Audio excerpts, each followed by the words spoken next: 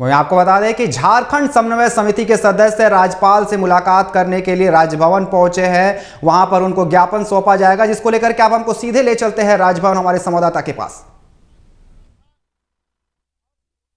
वो ST, SC और OBC के आरक्षण से संबंधित था। एसटी, एससी का जो आरक्षण था, एससी का 26% से बढ़ा करके 28% करने का प्रस्ताव था उस विधेयक में। एससी का 10% से बढ़ा करके 12% करने का प्रस्ताव उस विधेयक में था और ओबीसी का 14% से बढ़ा करके 27% आरक्षण करने का विधेयक विधानसभा से पास करा करके और राजभवन को भेजा गया था।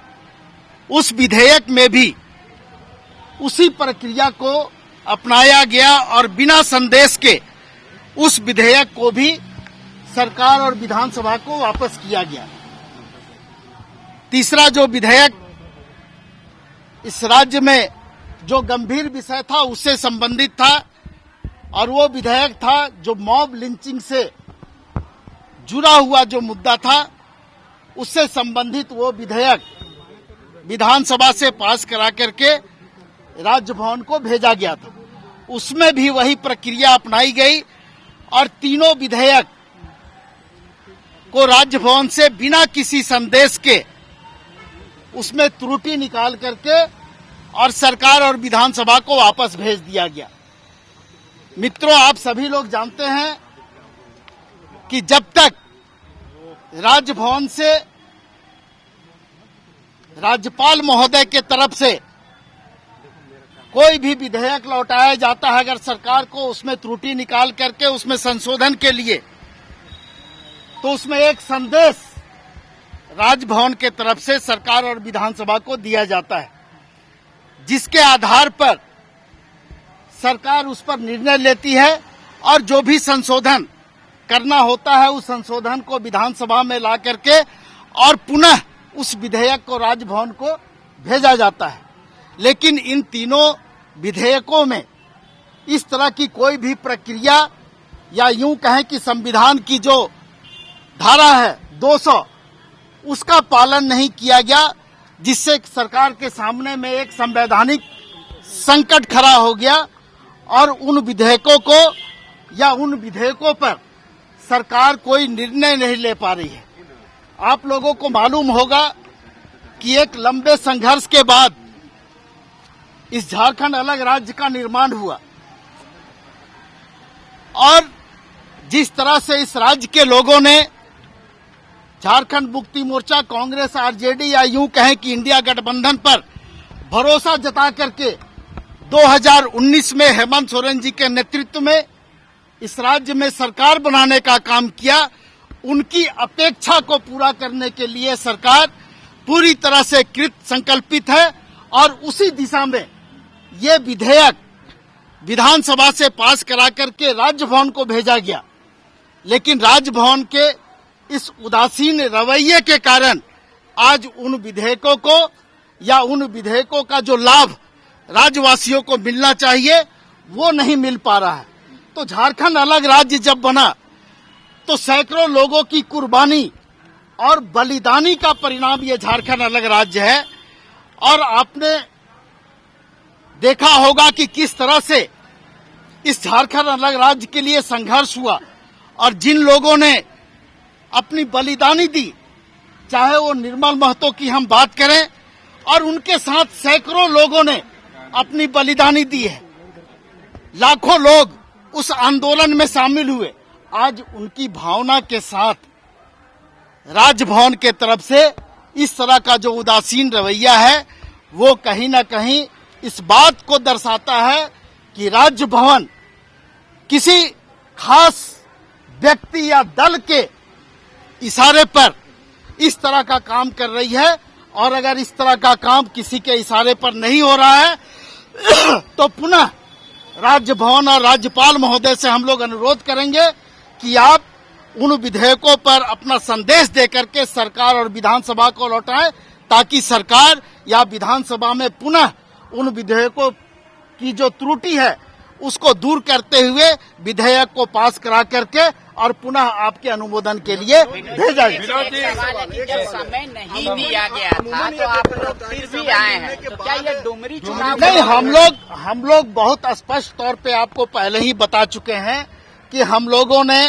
पत्र लिख करके और राज्यपाल महोदय से समय मांगा था, लेकिन राज्यपाल महोदय के द्वारा या राजभवन के द्वारा कोई भी ऐसा संदेश हम लोगों को न पत्र के माध्यम से, न मेल के माध्यम से, न फोन के माध्यम से दिया गया कि हम आपको समय उपलब्ध नहीं करा पा रहे हैं, हम बाद में समय देंगे या पहले समय देंगे।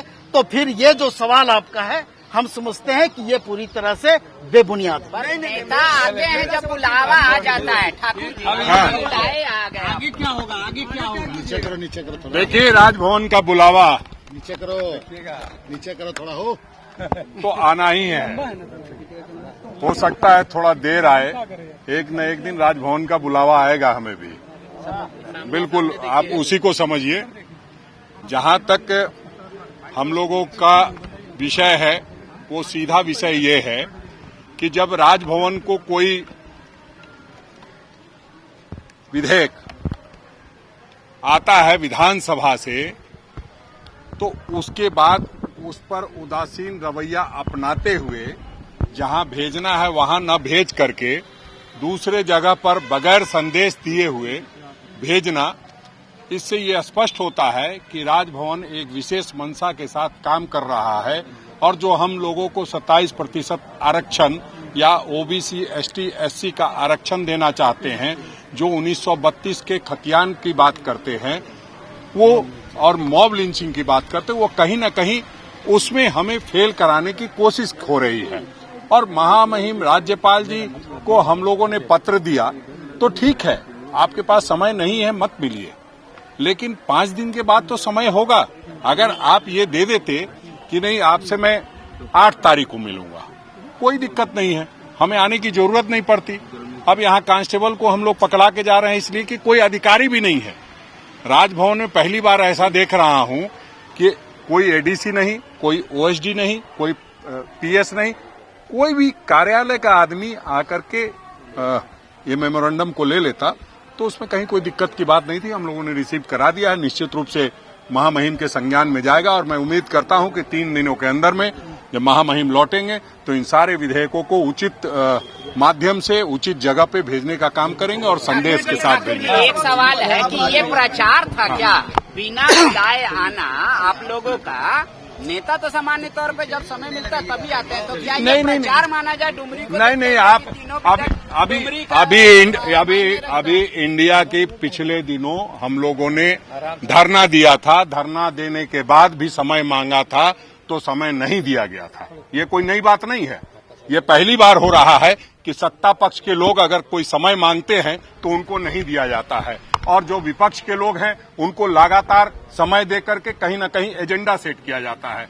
आप लोगों से मिलने के लिए स्कूल में जा रहे हैं, गांव खलिहान में जा रहे हैं, हम आपसे मिलने राजभवन में आते हैं उन्हीं लोगों के लिए जिनको आरक्षण नहीं मिल रहा है, जो मॉब लिंचिंग के शिकार हो रहे हैं, जो 32 का खतियान चाहते हैं, आप उसके लिए मिलना नहीं चाहते हैं। तो इसमें राजनीति तो राजभवन कर रही है, उसको आपको देखने और समझने की जरूरत है।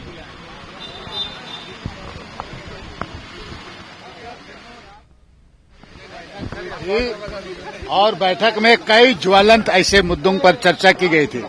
उन्हीं मुद्दों को लेकर हम आज राजभवन के पास, राजभवन हम लोग पहले से ही इसके लिए पत्र जैसे विनोद जी ने बताया उनको दिया गया था, समय नहीं मिला। और आज जैसे कि राजेश ठाकुर ने बताया कि कोई ओएसडी, कोई सेक्रेटरी नहीं, और हम लोग कांस्टेबल को हम लोग प्रॉब्लम दे करके जा रहे हैं। आप इसी से साफ समझ लीजिए कि न कहीं राजभवन पॉलिटिकल, अपने किसी पॉलिटिकल पार्टी को लाभ पहुंचाने के लिए कहें या पॉलिटिकल पार्टियों के इशारे के अनुसार आपका राजभवन भी राजनीति करने में आप लोग भी तो राजनीति कर रहे हैं। आगे क्या होगा, आगे बताइए। नहीं, इसके संबंध में आज हम लोग यहाँ पर दे करके जा रहे हैं। नहीं, बुलाना तो होगा ही, ऐसी बात नहीं है, क्योंकि राज्य के ज्वलंत मुद्दे हैं। महामहिम राज्यपाल इसको शायद संज्ञान में लेंगे और बुलाएंगे।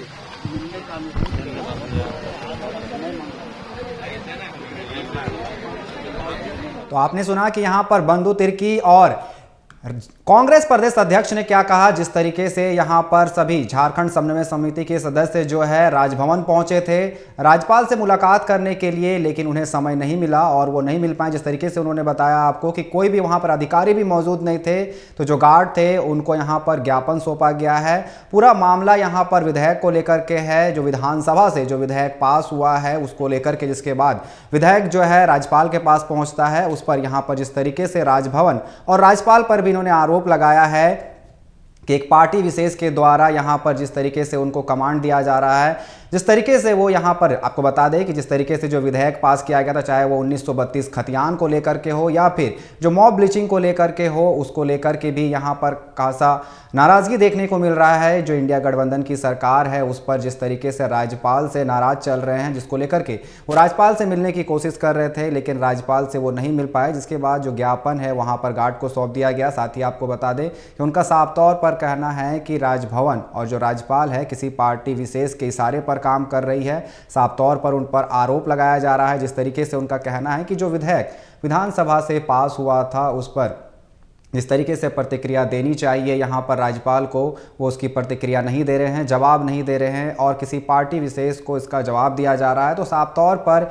यहाँ जो है आपने सुना जिस तरीके से कांग्रेस प्रदेश अध्यक्ष राजेश ठाकुर ने सीधा आरोप लगाया है यहाँ पर राजभवन पर और राज्यपाल पर भी, जिस तरीके से यहाँ पर जो भी विधेयक पास किए गए हैं उसको लेकर के। तो साफ तौर पर यहाँ पर इन लोगों का कहना है कि ये लोग यहाँ पर पहुँचे हुए थे राज्यपाल से मिलने के लिए, लेकिन उनका कहना है कि जिस तरीके से राज्यपाल अगर बिजी थे तो उनको बता देना चाहिए था पत्राचार के माध्यम से, लेकिन उनका कोई जवाब नहीं आया। और साफ तौर पर उनका कहना है कि अगर राज्यपाल बिजी है, अभी 5 दिन वो अगर बिजी है तो इसके बाद भी वो मुलाकात कर सकते हैं। तो इस पर अधिक बात करने के लिए तो आपको बता दें कि जिस तरीके से यहाँ पर जो है कि झारखंड समन्वय समिति के सदस्य जो पहुंचे हुए थे राजभवन मिलने के लिए राज्यपाल से, लेकिन उनसे मुलाकात नहीं हो पाई, जिसके बाद यहाँ पर जिस तरीके से कांग्रेस प्रदेश अध्यक्ष राजेश ठाकुर का कहना है कि राज्यपाल और राजभवन किसी पार्टी विशेष के इशारे पर काम करे। इस पर अधिक जानकारी के लिए सीधे तौर पर हमारे साथ रांची से जुड़ चुके हैं चित्ररंजन, हमारे संवाददाता। उनसे जानेंगे आखिर क्या कुछ माहौल बना हुआ है वहां पर और क्या कहना है बाकी नेताओं का। जी बिल्कुल, झारखंड समन्वय समिति के जो सदस्य वो राजभवन पहुंचे थे। पिछले ही दिनों राज्यपाल से इन्होंने मिलने का समय मांगा था, हालांकि इन्हें समय नहीं मिला था, जिसके बाद ये आज राज्यपाल से मिलने के लिए पहुंचे थे। लेकिन राज्यपाल इस वक्त राजभवन में नहीं है, बाहर है। तो इन्होंने जो राजभवन के द्वारपाल को ही अपना चिट्ठी ज्ञापन दिया है और जो ज्ञापन है वो पूरी तरह से जो पिछले सत्रों में जो विधेयक 3 महत्वपूर्ण विधेयक झारखंड सरकार ने पास किए थे, उन विधेयकों को लेकर राज्यपाल से मुलाकात करने पहुंचे थे।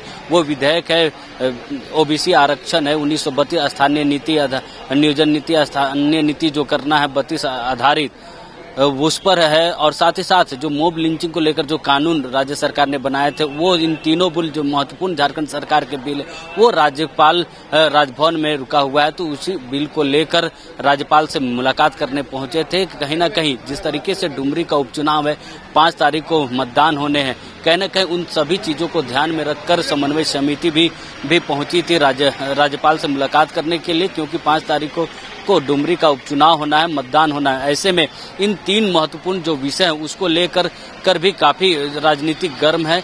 और साथ ही साथ पिछले दिनों जब समन्वय समिति की बैठक हुई थी 10 जून को, तो उस बैठक में भी इन सारी चीजों को लेकर बातचीत हुई थी कि जो विधेयक राजभवन में रुके हुए राज्यपाल द्वारा रोके गए, उन सारे विधेयकों को लेकर एक बार फिर से राज्यपाल से मुलाकात करके उन विधेयकों को पास कराना एक बड़ी चुनौती राज्य सरकार के लिए बनी थी, जो समन्वय समिति में चर्चा हुई थी। समन्वय समिति में यह भी चर्चा हुई थी कि समन्वय समिति राज्यपाल से मुलाकात करेगी। तो उसी को लेकर समन्वय समिति राज्यपाल से मुलाकात करने पहुंचे। हालांकि इन्होंने पिछले ही दिनों राजभवन से कांटेक्ट कर यह कहा था कि हम राज्यपाल से मुलाकात करना चाहते हैं, लेकिन राज्यपाल के राजभवन की तरफ से इसका कोई जवाब नहीं दिया गया था, जैसा कांग्रेस और जेएमएम के समन्वय समिति के नेताओं ने बताया। हालांकि राजभवन पर राज्यपाल नहीं है, जिसके कारण जो समन्वय समिति के नेता है वो द्वारपाल जो होते हैं राजभवन पे उनको ही ज्ञापन दिया है। और जो ज्ञापन है वो पूरी तरह से 3 महत्वपूर्ण बिलों को लेकर ही ज्ञापन दिया गया है। पहला है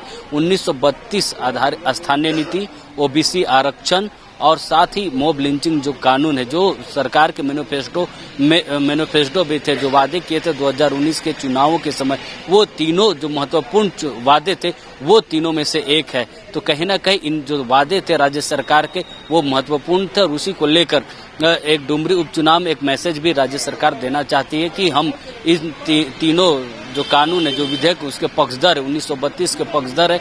तो कहीं ना कहीं ये सारा कुछ एक तरह से देखा जाए तो राजनीतिक उद्देश्य भी देखा जा रहा है। जी अनिकेत। लेकिन जिस तरीके से यहाँ पर कांग्रेस प्रदेश अध्यक्ष ने आरोप लगाया है राज्यपाल पर और राजभवन पर कि किसी पार्टी विशेष के इशारे पर वो काम कर रही, इसको कहां तक देखते हैं? जी बिल्कुल, ये लगातार सत्ता पक्ष के तरफ से यह लगातार राजभवन पर आरोप लगता आ रहा है कि जो राज्यपाल है वो एक विशेष पार्टी की ही सुनते हैं, हम लोगों की नहीं सुनते। पिछले दिनों भी जब विधेयक वापस किए गए थे तो इस तरह के आरोप राजभवन पे लग रहे थे, लेकिन जब आज पिछले दिनों जब मुलाकात का समय मांगा गया था, जब मुलाकात का समय नहीं मिला, उसके बाद से आज फिर एक बार फिर सत्ता पक्ष के जो नेता है वो राजभवन पर एक आरोप लगा रहे हैं पक्षपात के, जिसके बाद विधेयक को जो विधेयक जिसके निमित्त ये सदस्य मिलने आए थे राज्यपाल से, वो मुलाकात नहीं हुई। उसके बाद से जब उन्होंने अपना ज्ञापन कांस्टेबल को दिया, उसके बाद इन्होंने राजभवन पर एक बार फिर आरोप लगाया कि विशेष दल के एक पार्टी बनकर वो काम कर रहे झारखंड में, जो कहीं ना कहीं एक असंवैधानिक भी बताया है कांग्रेस और जेएमएम के नेताओं ने। जी अनिकेत, जैसा कि आपने बताया कि जिस तरीके से डुमरी उपचुनाव है, इसको लेकर भी यहाँ पर जो है राज्य सरकार दिखाना चाहती है कि वो जनता के हित में है। जो भी विधेयक यहाँ पर विधानसभा से पास किए गए थे उसको लेकर के राज्यपाल से मिलने जा रहे हैं, तो साफ तौर पर ये एक प्रोपेगेंडा है जिस तरीके से यहाँ पर वो दिखाना चाहते हैं जनता को कि वो जनता के हित में ये जो है विधेयक ला रहे हैं। जी बिल्कुल अनिकेत, आपको बता दें कि 5 तारीख को डुमरी का उपचुनाव होना है, मतदान होना है। ऐसे समय में जब उससे 2 दिन पहले ही राजभवन पर इन 3 जो महत्वपूर्ण विधेयक है झारखंड के लिए, जो राज्य सरकार के मैनिफेस्टो जब 2019 के समय ये चुनावी मैदान में थे, तो इनके मैनिफेस्टो पे ये तीनों महत्वपूर्ण बिल, ये 3 वादे महत्वपूर्ण वादे किए थे राज्य सरकार से। ऐसे में जब 3.5 साल का से भी ज्यादा का कार्यकाल जब राज्य सरकार ने अपना गुजार दी है, ऐसे में जब इन तीनों विधेयक अभी तक राज्य में लागू नहीं हुए, राज्य में के पटल पे नहीं दिख रहा, तो ऐसे में डुमरी का उपचुनाव में राज्य सरकार यह दिखाना चाहती, राज्य की जनता को एक मैसेज देना चाहती, खास करके डुमरी की जनता को एक मैसेज देना चाहती है कि इन तीनों विधेयकों को लेकर हमारा जो कॉन्सेप्ट है वो क्लियर है, हम इसे लागू करना चाहते हैं, लेकिन विपक्ष और राजभवन और राज्यपाल के कारण इन तीनों विधेयक हम जो राज्य में पारित नहीं कर पा रहे, राज्य में लागू नहीं कर पा रहे। तो कहीं ना कहीं एक राजनीतिक मैसेज भी डुमरी उपचुनाव में सत्ता पक्ष देना चाहती है। निकेत जी।